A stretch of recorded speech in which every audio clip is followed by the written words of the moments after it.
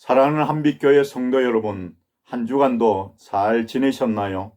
오늘은 대면 예배라는 기쁜 소식과 반면에 단체 휴가 중인 포대와 휴가 후에 격리 기간을 보내고 있는 포대가 있어 예배 참석자가 얼마 되지 않는다는 안타까움이 교차하는 가운데 대면 예배와 비대면 예배를 동시에 드리고 있는 상황입니다.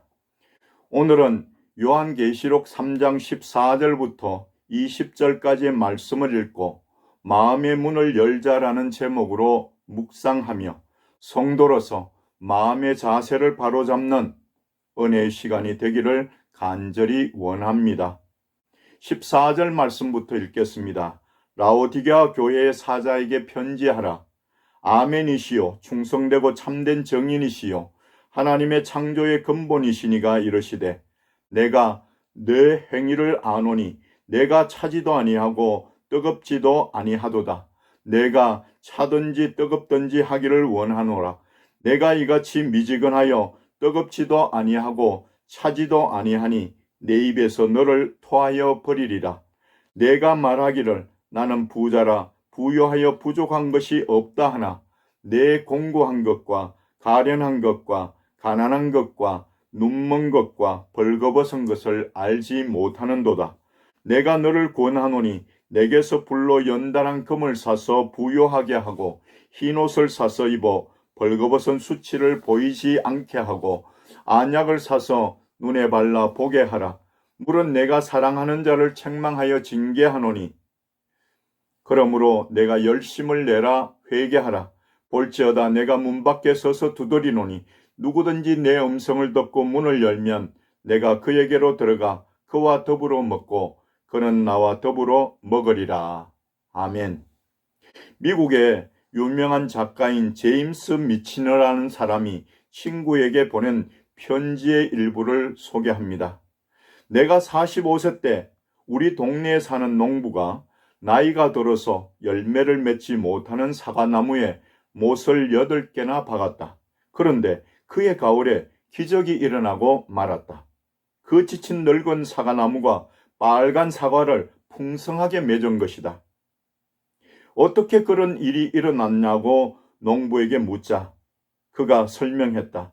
녹슨 못을 사과나무 둥치에 박으니까 충격을 받아서 사과를 맺은 겁니다.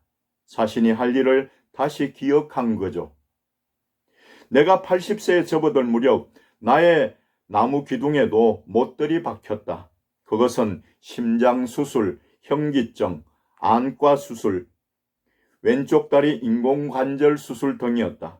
지각이 있는 사과나무처럼 나도 다시 열매를 맺어야겠다고 결심했다라는 내용입니다.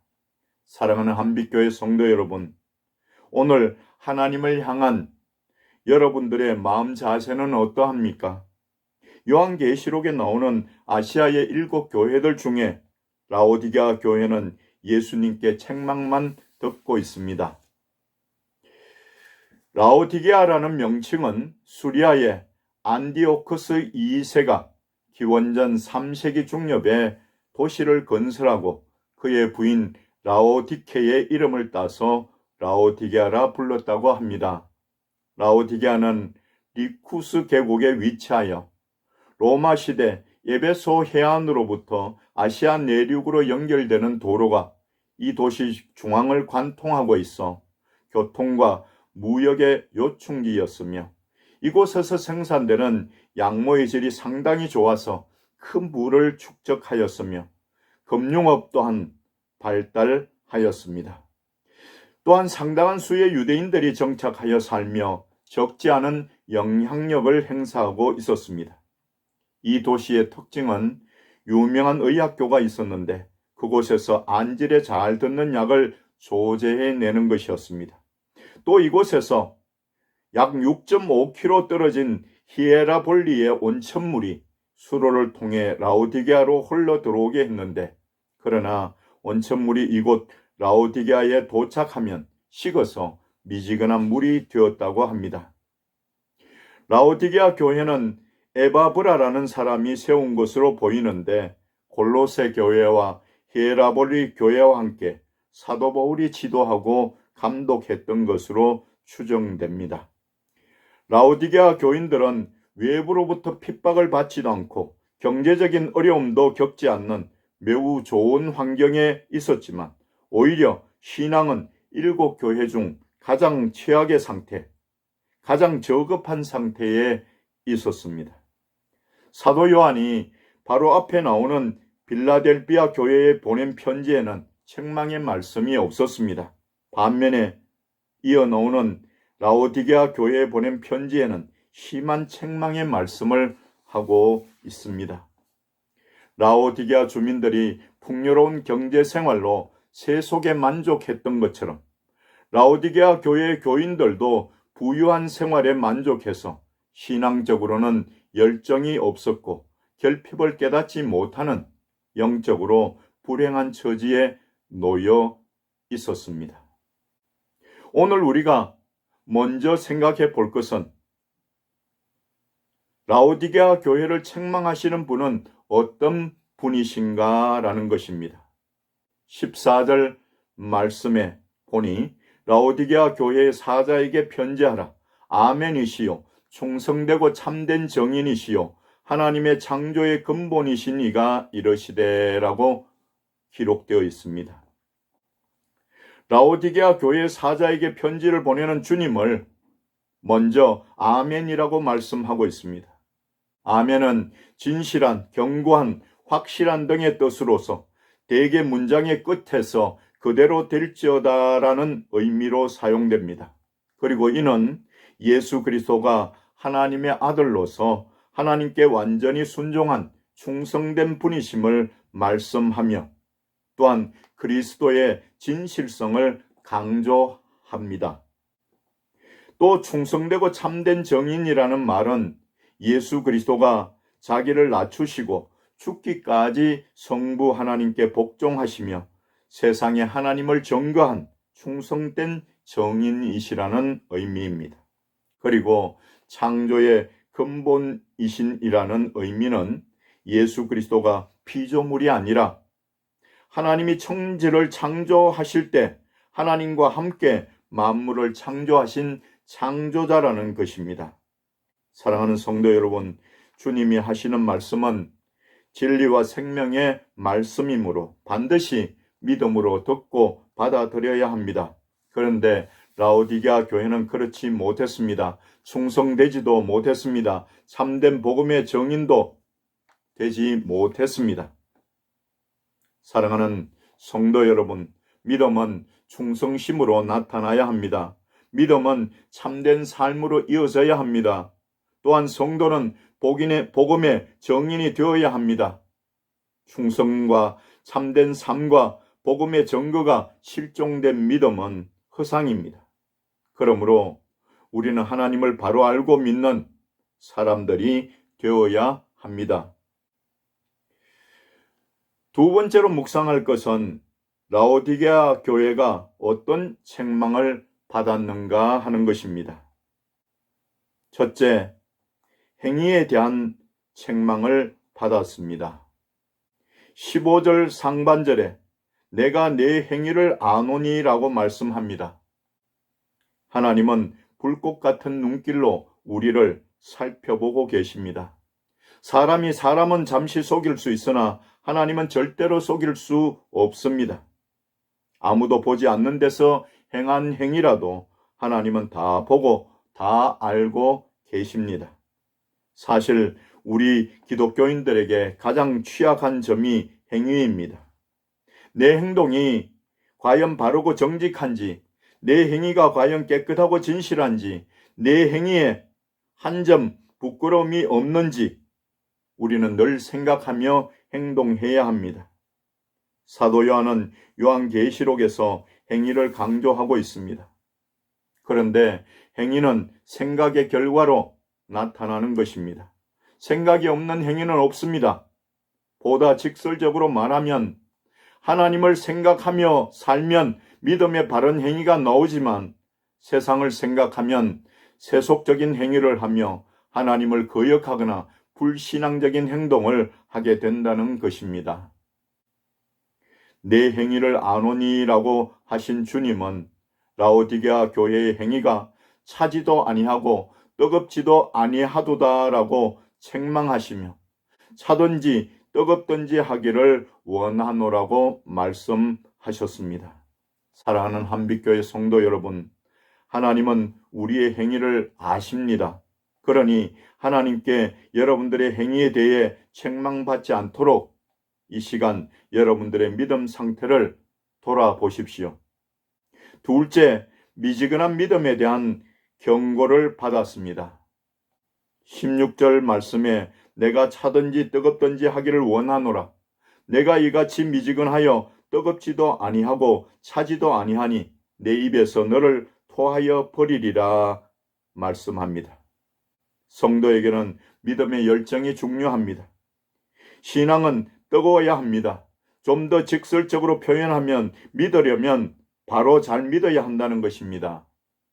차지도 뜨겁지도 않은 미지근한 믿음은 하나님이 바라시는 것이 아닙니다.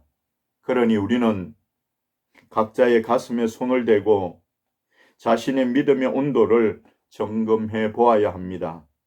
이미 말씀드린 것처럼 라오디게아에는 히에라볼리에서 온 온천수가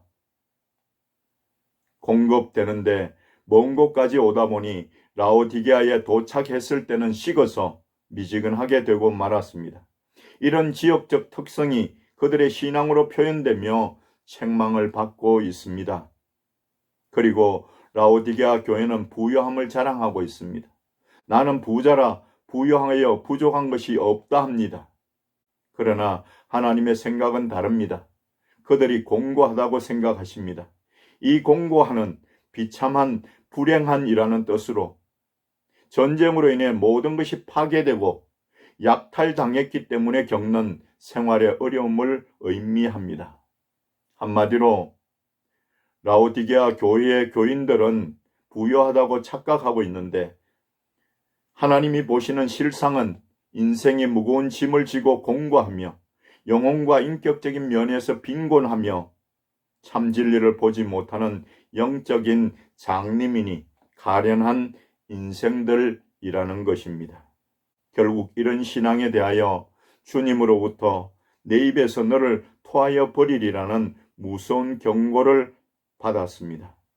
우리는 상한 음식을 먹었거나 자신의 비위에 맞지 않는 역겨운 음식을 먹었을 때 금방 입에서 토해버립니다. 주님이 오랫동안 라오디게아 교회를 참으셨습니다. 하지만 이제는 그들을 버릴 수밖에 없다는 말씀입니다.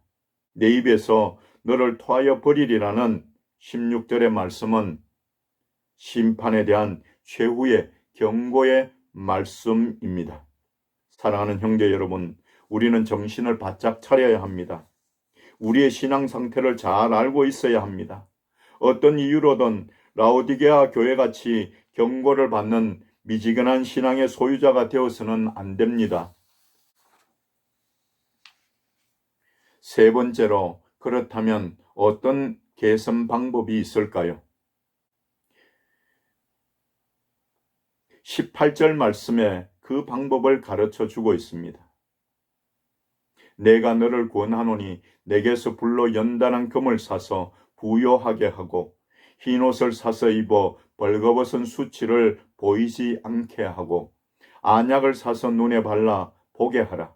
물론 내가 사랑하는 자를 책망하여 징계하노니 그러므로 내가 열심을 내라 회개하라. 좀 더 구체적으로 살펴보면 첫째, 내게서 불로 연단한 금을 사서 부요하게 하고라고 18절에 말씀합니다. 불로 연단한 금이라는 순결한 믿음을 사서 믿음을 부요하게 하라는 말씀입니다. 재물로는 부자일지 모르나 믿음은 가난뱅입니다. 그러므로 부유한 믿음을 위해서 믿음의 연단이라는 충분한 대가를 지불해야 합니다. 둘째로 흰옷을 사서 입어 벌거벗은 수치를 보이지 않게 하라고 또 18절에 말씀하십니다. 질 좋은 양모로 몸을 감쌌으나 영적으로 벌거벗은 수치를 보이고 있다고 말씀합니다. 그래서 예수 그리스도를 믿음으로 말미암는 칭의의 옷과 선하고 의로운 행실의 옷을 입어 수치를 가리라고 말씀하시는 것입니다. 셋째로 안약을 사서 눈에 발라 보게 하라고 18절에 말씀하십니다. 성도는 영적인 눈을 뜨고 볼 수 있어야 합니다. 그런데 라오디게아 교회는 재물이 저들의 눈을 병들게 했습니다. 그래서 영적인 것, 신령한 것들을 보지 못했습니다. 그러므로 영적인 눈을 뜨게 하는 말씀의 안약을 사서 눈에 발라서 진리를 바로 보게 하라는 것입니다. 그리고 열심을 내라 회개하라고 19절 말씀에서 촉구하고 있습니다. 또한 마지막으로 말씀합니다. 20절에 보니 볼지어다 내가 문 밖에 서서 두드리노니 누구든지 내 음성을 듣고 문을 열면 내가 그에게로 들어가 그와 더불어 먹고 그는 나와 더불어 먹으리라고 말씀하십니다. 사랑하는 한빛교회 성도 여러분, 아직은 희망이 있습니다. 미지근함을 보이는 사람에게도 주님은 찾아오셔서 심령의 문을 두드리고 계십니다.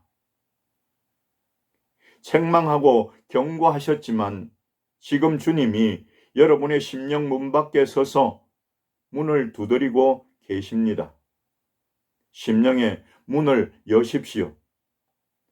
사과를 못 맺는 늙은 사과나무에 대못을 박았더니 그 충격으로 빨간 사과나무를 주렁주렁 맺었던 것처럼 오늘 말씀을 늙은 사과나무에 박힌 못으로 생각하십시오. 책망의 말씀에 우리 가슴이 아파야 합니다. 충격을 받아야 합니다. 그리고 경고의 말씀에 회개가 일어나야 합니다. 회개하고 주님을 모셔드리면 주님이 들어오셔서 더불어 먹는 친밀한 영적 교제를 나눌 수 있습니다. 원하옵기는 오늘 말씀을 통해서 회개하고 새로운 삶을 사는, 그래서 영적으로 부유한 삶을 사시는 여러분들 다 되시기를 주님의 이름으로 간절히 축원합니다. 기도드리겠습니다. 하나님 감사합니다. 두세 사람이 내 이름으로 모인 곳에 나도 그들과 함께 있다고 말씀하신 주님, 오늘 우리가 수적으로는 적지만 하나님 앞에 모여 예배드릴 수 있게 됨을 감사드립니다. 비록 지금 이 자리에는 없지만 하나님 이 시간을 생각하며 함께 할 수 있는 한빛교회 성도들 다 되게 도와주시옵소서. 또 오늘 우리에게 주신 말씀을 기억하며 한 주간을 살아갈 때에 하나님을 바로 알고 하나님께 가까이 나아가기를 원하는 믿음의 열정을 가지고 뜨거운 신앙의 삶을 사는 귀한 성도들이 다 될 수 있도록 은혜를 베풀어 주시옵소서. 우리의 삶의 주변은 참으로 어렵습니다. 코로나19 바이러스 감염증이 우리를 위협하고 있습니다.